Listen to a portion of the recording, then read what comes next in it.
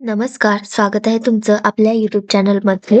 तर आज आपण पाहणार आहोत GMC भरती सोलापूरसाठी जनरल नॉलेजचे काही इम्पॉर्टंट क्वेश्चन्स. तर याआधी आपण 2 व्हिडिओमध्ये बरेचसे जनरल नॉलेज इम्पॉर्टंट क्वेश्चन्स हे कव्हर केलेले आहेत.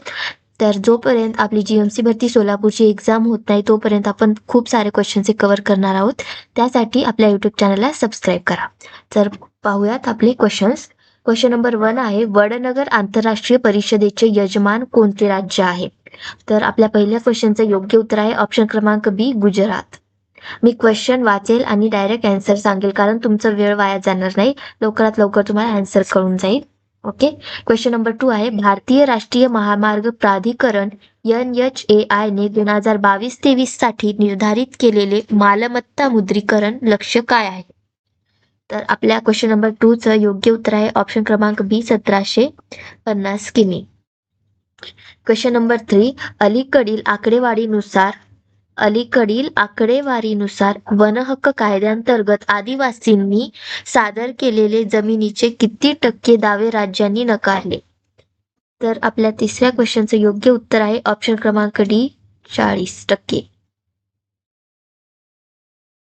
क्वेश्चन नंबर 4, झाग्रेब ओपन सिंगल्समध्ये 57 किलो गटात सुवर्ण पदक कोणी मिळवले?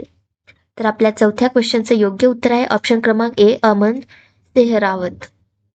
क्वेश्चन नंबर 5, आटपाडी संवर्धन राखीव. नुकतेच बातम्यांमध्ये पाहिले गेले आहे, नवीन संवर्धन आरक्षण कोणत्या राज्याचे आहे?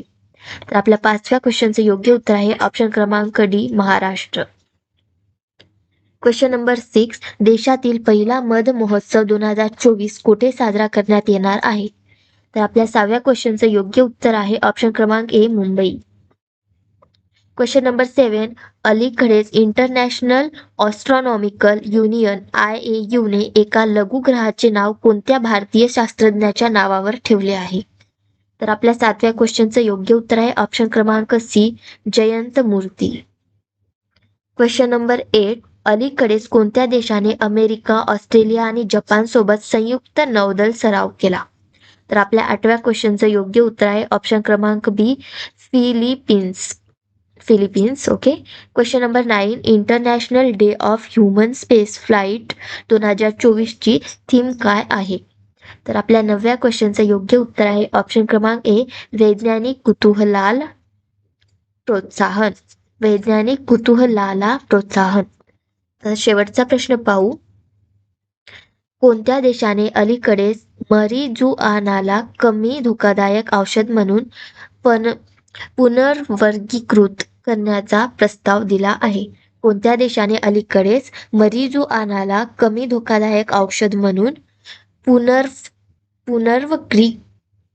पुनर्वर्गीकृत करण्याचा प्रस्ताव दिला आहे? तर आपल्या 10व्या क्वेश्चनचं योग्य उत्तर आहे ऑप्शन क्रमांक ए, संयुक्त राष्ट्र. तर फ्रेंड्स, आज आपण 10 क्वेश्चन्स पाहिलेले आहेत. या आधीच्या 2 व्हिडिओमध्ये सुद्धा आपण 10 क्वेश्चन्स पाहिलेले होते. तर असेच आपण इम्पॉर्टंट क्वेश्चन्स हे आपल्या YouTube चॅनलवरती कव्हर करत असतो आणि हे questions exam point of view खूप जास्त इम्पॉर्टंट आहेत. हेच क्वेश्चन एक्झाममध्ये येतील याची काही गॅरंटी नाही, पण बाय चान्स येऊ पण शकतात, आपण सांगू तर नाही शकत ना. त्यासाठी चांगली स्टडी करा आणि GMC भरतीचा जो पेपर असतो त्यामध्ये जनरल नॉलेजचे जे क्वेश्चन्स असतात ना ते 2025-24 याबद्दल विचारले जातात. म्हणजे सध्या जे वर्ष चालू आहे त्याबद्दल विचारतात. जर आता पुढे 2026 चालू झालं तर 26 बद्दल पूर्ण जनरल नॉलेजची माहिती काढायची. आता सध्या 25 चालू आहे, त्यामुळे 2025 बद्दलची पूर्ण जनरल नॉलेजची माहिती ठेवायची. एखादा क्वेश्चन हे येऊ शकतो. ओके. तर भेटूया आता पुढच्या व्हिडिओत. तोपर्यंत बाय बाय.